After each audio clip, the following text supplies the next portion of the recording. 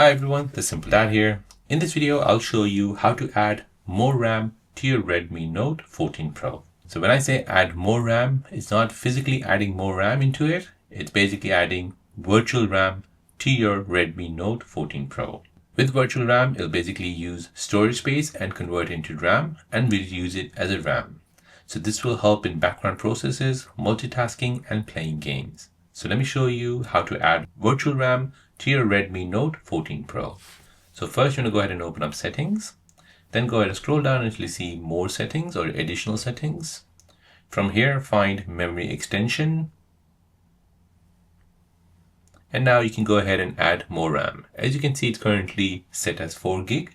However, the most you can add is 8 gig. Once you select that, you want to go ahead and tap on reboot. And this will basically reboot the device and will set it at 8 gig. And there you go guys, that is how to add more virtual RAM to your Redmi Note 14 Pro.